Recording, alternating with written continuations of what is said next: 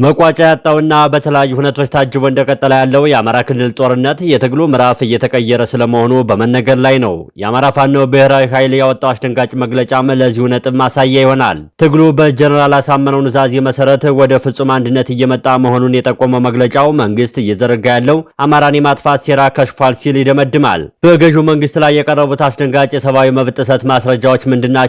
ፋኖቹ ከ80 በላይ የአማራ ክልልን ተቆጣጥረዋል ሲሉስ ምን ማለታቸው ነው? ባንዳዎቹ በአስቸኳይ ከድርጊታቸው እንዲታቀቡ የተላለፉ የመጨረሻ ማስጠንቀቂያና ለጸጥታ ኃይሎች የቀረበው ጥሪ ዝርዝር ጉዳይስ ምንድነው? የሚሉትንና መግለጫውን ሙሉ ሐሳብ ይዘንላችሁ ቀርበናል። አብራችሁን ቆዩ። ጥሪው ከአማራ ፋኖ ብሔራዊ ኃይል አፋብኃ ምስራቅ አማራ ቀጠና ምኒልክ ዕዝ ንጉስ ሚካኤል አሊ ኮር አዛዥ ከአርበኛ አብነው ታደሰ የተላለፈ የትግል ጥሪ ነው። በመጀመሪያ ደረጃ ለሁሉም አማራና የህልውና ትግላችን ደጋፊዎች ለሆናችሁ ሀገር ወዳድ ኢትዮጵያውያን እንኳን ደስ አላችሁ ማለት የምንሻው የአማራ ፋኖ ጀነራል አሳምነው ኑዛዜ ቃል አክብሮ በቅንጅትና በአንድነት እየታገለ መሆኑን በማብሰር ነው።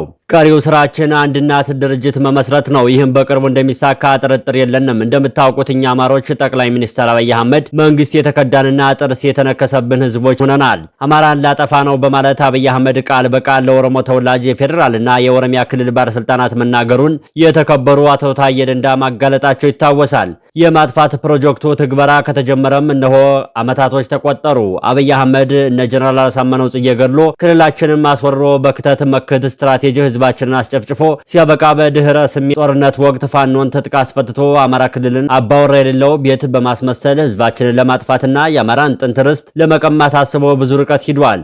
በዚህም መሰረት በህግ ማስከበር ስም አማራን ለመጨፍጨፍና ፋኖን ትጥቅ ለማስፈታት ዘመቻ መጀመሩንና በርካታ ንጹሃን ሰዎችን መግደሉ የሚታወቅ ነው። ይህን መንግስታዊ ክደት በመቃወም አማራ አይጠፋም ትጥቁንም አይፈታም ብለን ወደ ጫካ በመግባት አፈሙዙን ወደ ህዝባችን ጠላት አዙረነዋል። አማራ ሲፈናቀል፣ ሲገደል፣ ሲታሰርና ሀብት ንብረቱ ሲዘረፍ ቁመናናይም ይልቁንም ባላገራችን እየገደልን እንሞታለን ብለን ፈንነናል። ኦሮሚያ ክልል ውስጥ የሚኖሩ አማሮች ጸረ ህዝቦች በጅምላ ሲያቃጥሏቸው እና የአንድ ነፍሰ ጡር እናት ሆድ በስለት ሰንጥቀው ሹሉን ሲያፈነዱት አማራ የሆነ ጽንስ መኖር የለበትም ብለው ማወጃቸውን ልብ ብለናል። አዲስ አበባ ላይ አማራ እንዳይገባ ሸኖና ሰንዳ ላይ በአብይ አህመድ አገዛዝ መንገድ ሲዘጋበትና በየጊዜው ሀገር አቋራጭ አውቶቡስ እየታገተ መንገደኞች ታፍነው ተወስደው በሸነ ሲገደሉ፣ መስጊድና ቤተክርስቲያን ሲቃጠል፣ አማኞች ሲረሸኑ እንዲሁም አማራ በመሆናቸው ብቻ ወገኖቻችን በኦሮሚያ ክልል በየጊዜው በኦነግ ሸኔ ሲገደሉና ሲፈናቀሉ ይህም አልበቃ ብለው እነዚህ በክልላችን ውስጥ የአብይ አህመድ ተላላኪ ካድሬ አርሶ አደራችን በቂ ማዳበሪያ ለማቅረብ ወስኖ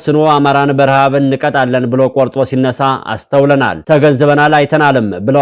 ገበሬው የገመድ መሬቱ ጦም አደረ ሰልፍ ሲወጣ የጅራፍ ፖለቲካ የሚል ስላቅ ነበር። የብልጽግናው መንግስት ክልላችን ውስጥ ማዳበሪያ እጥረት የገጠመን ተረኞች ሆን ብለው ማዳበሪያውን ኦሮሚያ ክልል ከዝነውት ነበር። ለአማራ ያላቸው ጥላቻ ከልክ ያለፈ ነው። ስለሚፈሩን እንደምንም ብለው ለረሃብና ለስደት እንድንጋለጥ ይሰራሉ።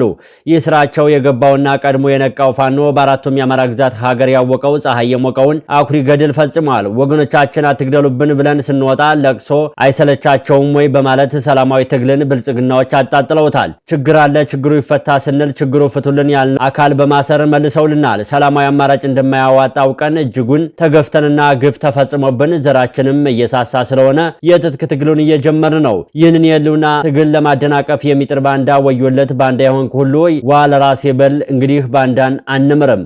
አንዲት ብርጭቆ ውሃ ውስጥ አንድ ጠብታ መርዝ ከተጨመረ ውሃው ይመረዛል። ንጹህ ማህበረሰብና ህዝቡ ውስጥ አንድ ባንዳ ካለ ህዝቡ በየጊዜው ዋጋ ይከፍላል። በአንዳንድ ባንዳ ምክንያት ህዝባችንን ዋጋ መክፈል ስለሌለበት ተባብረን ባንዳችንን እናጸዳለን፣ እያጸዳን ነው። ለዚህ ተልዕኮ ደግሞ ህዝባችን ሊተባበር ግድ ይለዋል። የአማራን ህዝብ ክብርና ጥቅም የሚያስከብር እንዲሁም አማራ የሚለውን ስም በበጎ የሚያስጠራ የአባቶቻችንን አትንኩን ባይነት የሚዘክር ድንቅ ስራ እየሰራ ያለው የአማራ ፋኖ ከድሉ አደባባይ ሳይደርስ ለመመለስ የሚታትር ባንዳ መጨረሻው ሞት ነው። እንግዲህ በራሳችን ባንዳዎች ላይ የምንወስደው እርምጃ ከባድ እንደሚሆን ጥርጥር የለውም። ፋኖ የበረሃው ሙቀትና የደጋው ብርቅ የስንቅ ጥረት ብሎም የጥቁር አማሮች እንቅፋትነት ሳይበግረው የክረምቱ ጎፍ ዝናብ ሳይገታው ለአማራ ህዝብ ሆኖ ሌት ተቀን ትንቅንቅ ላይ ነው። መከላከያ ሰራዊቱ የብልጽግናው ወንበር አስጠባቂና የአብይ አህመድ ገረድ ሆኗል። ይህንን ሰራዊት አጥፍቶ አብይን ለፍርድ ማቅረብ የአማራን ህዝብ እንባ ማበስ የፋኖ ግዴታ ሆኗል። አማራውያን ሆይ ሚሊሻ፣ አድማ ብተናና ፖሊስ እንዲሁም መከላከያ ውስጥ ዘመድ ወዳጅ ያላችሁ መክራችሁ ወደ ቤት አስገቡ።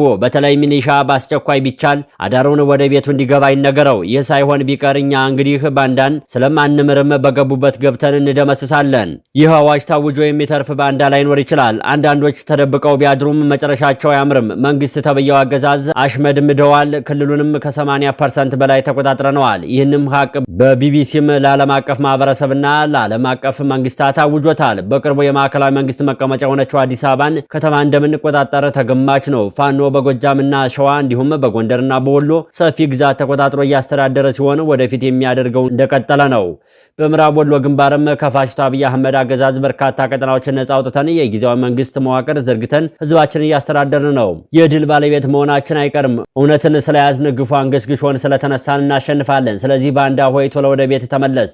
በየዕለቱ የወገኖቻችን ደም እየፈሰሰ ነው። ተሰምቶ የማይታወቅ ግፍ በአማራ ምድር እየተፈጸመ ነው። በያዝነው ወር የካህን ሚስት ጨምሮ በድምሩ 3-4 እናቶች መካነ ሰላም ከተማ የሚገኘው አድማ ብተና ካምፕ ውስጥ በአንድ የፋሽስቱ መንግስት የጸጥታ ኃይል አባል መደፈራቸው ይታወቃል። ከሌላ ወረዳ ውስጥም ቲርቲራ ታዳይ ከተማ አጠገብ የቀንሶ መንደር ነዋሪ የሆነው አቶ ሁሴን ከማል የተባለ አርሶ አደር አጭዳ ላይ በአድማ ብተናዎች እንደተረሸነ ተረጋግጧል። ይህ እየተፈጸመ ነው። ይህ ግፍ ሊቆም የሚችለው አንድ ሁነን መታገል ስንጀምር መሆኑንም መገንዘብ ያስፈልጋል። እንደ ፋኖ ግን ተረድተነዋል። ስለዚህ ከጠላት ጎን ተሰልፋችሁ ወገናችሁን እየወጋችሁ ያላችሁ የሚኒሻ አድማ ብተናና ፖሊስ እንዲሁም መከላከያ ሰራዊት የምህረት አዋጅ ስላደረግን ይህንን ወርቃማ እና ታሪካዊ ድል እንድትጠቀሙበት ስንል ከወዲሁ እያሳሰብን ጠላትን ትታችሁ ስትመጡ በበኩላችሁ ለምታስረክቡት ትጥቅ ተገቢውን ካሳ በመስጠት ወደምትፈልጉበት ቦታ በመላክ ዝግጁ መሆናችንን እንገልጻለን።